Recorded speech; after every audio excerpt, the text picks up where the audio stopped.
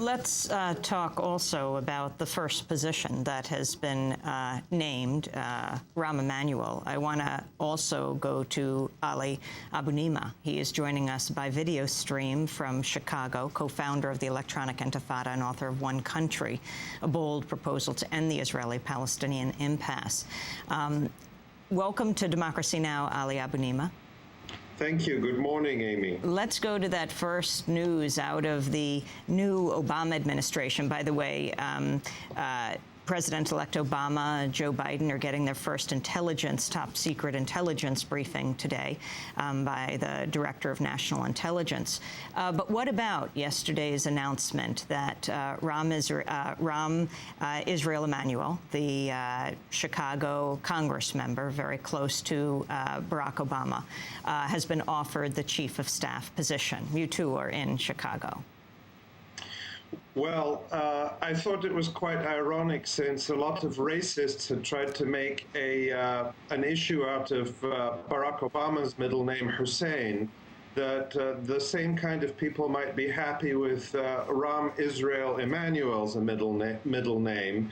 And indeed, Emanuel is one of the most hardline supporters of Israel in the Congress and has been for many years. He's the son of Benjamin Emanuel, who actually was a gun runner for the Irgun, the Zionist, pre-Israel Zionist militia that carried out numerous terrorist attacks on Palestinian civilians, including the bombing of the King David Hotel. Of course, Rahm Emanuel himself is not responsible for any of that, but his record is sometimes far to the right of President Bush when it comes to supporting Israel. But I think the important thing here is not just the appointment of Emanuel, but the greater context here, which is that from the days we knew Barack Obama as a small-time politician in Illinois, I won't tell you, and I've never said that he was incredibly progressive on Israel-Palestine, but he was certainly more open-minded than he is now. And what he's done systematically throughout the campaign is to distance himself, or to throw under the bus, as the term goes, any advisor or friend who was suspected of having pro-Palestinian sympathies. In other words, he has succumbed to the McCarthyite and racist campaigns that says if you associate with even very moderate Columbia University professors, for example, or take their advice, that's the biggest crime. So the signal he's sending here is that is not going to change, that people who could give him more balanced, more objective, more realistic advice that could change the course from the disastrous Palestine-Israel policies of the Bush and Clinton administrations, that's not going to happen. And that should be very, very worrying, because a lot of progressive people, a lot of people in the Middle East, a lot of leaders have pinned hopes on Obama being quite different on this issue. And I just don't see any evidence so far that that's going to be the case. And it worries me that people will stay silent rather than putting on the table now and loudly the demands for a more balanced, more objective, more fair policy that could bring peace for Palestinians and Israelis. And you mentioned Columbia University professor, obviously referring to Raed Jarrar. The reaction of the Obama campaign to the attempts by some supporters of John McCain to link him to Jarrar, how Obama responded to that? I think that I'm going to be very frank. I know that I agree with the other speakers that the euphoria and joy felt at Obama's victory is sincere and justified in terms of people's hopes and desire for something different. But I think Obama's reaction all along to the claims that he is that he's a secret Muslim, or that he supports Palestinian rights, has really been disgraceful. Rather than saying, you know, so what if I had been a Muslim, or so what if I listened to different advice? Our policies have been unbalanced and we want to take a wide range of advice. Instead of saying that, he's really played into the McCarthyism by saying, no, I didn't know Raed Khalidi. Well, the fact is he was very happy to associate with Raed Khalidi and with the broader Palestinian American community for many years. What does it say that the sorts of things he was prepared to do just a few years ago, he is no longer prepared to do, that he didn't visit a single Muslim community center or mosque or associate publicly with the Arab Americans during the campaign?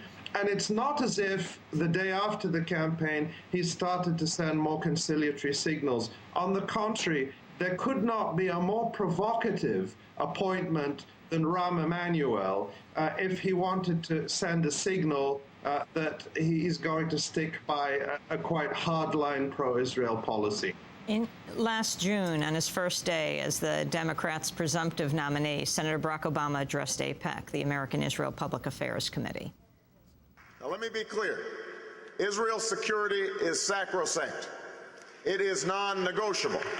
The Palestinians need a state. The Palestinians need a state that is contiguous and cohesive, and that allows them to prosper. But any agreement with the Palestinian people must preserve Israel's identity as a Jewish state with secure, recognized, defensible borders. And Jerusalem will remain the capital of Israel, and it must remain undivided. That was Barack Obama last June. Ali Abunimah, you write a moving piece about watching Barack Obama over the years, from when you first met him as a state senator and what he meant to you then when you heard him speak at the University of Chicago. Official acted as Israel's lawyers. People like Dennis Ross, people like Martin Indyk. These have been Israel's lawyers rather than U.S. officials being honest brokers. Ali Abunimah, Ali, I just want to say we were playing the shot of Barack Obama. I don't know if you heard it speaking before AIPAC, the clip of him. We might not have heard what you said if you were speaking through that clip. But if you could talk about knowing Barack Obama for the last decade and then continue with what you were saying now. Yes, I'm sorry. I didn't know that the clip was playing. So, well, basically, the point I want to make is that Barack Obama has painted himself into a corner by appealing to the most hardline pro-Israel elements in this country, by distancing himself from all advisors, even very mainstream establishment figures like Zbigniew Brzezinski, Robert Malley, who was one of Clinton's officials who is considered by the pro-Israel lobby to be too pro-Palestinian. And what he's done is he's publicly embraced people like Dennis Ross and Martin Indyk, two of the most pro-Israel officials from the Clinton era, who are totally distrusted by Palestinians and others across the Middle East because they're seen as lifelong advocates for Israeli positions. And so he's made it impossible or extremely difficult for himself to say, look, now we're going to talk to a wider range of views. We're going to talk to those excluded voices that could give us advice that could actually get us out of this mess in Israel, Palestine. And that's very worrying. And I think that progressive people across this country, instead of basking in the euphoria, need to pick themselves up today and start demanding that the Obama administration immediately end the siege of Gaza. It's totally indefensible. It is a crime unprecedented in modern history that 1.5 million people are confined to a ghetto, starved, cut off from the world, threatened. This is indefensible, and there's no excuse for it to continue even for a single day under a new administration. And we should be setting the standard very high, not accepting slight hints that in a few years' time an Obama administration might accept a Palestinian state or might talk about one. The days for that are over. The situation is urgent, and we really need to see radical change. It's not going to come from Rahm Emanuel and Dennis Ross and Martin Indyk. It's only going to come from a groundswell demanding that the promises of change be kept. Ali Abunimah is co-founder of Electronic Intifada and author of the book One Country, a bold proposal to end the Israel-Palestine impasse. We are continuing on our journey around the world in a minute.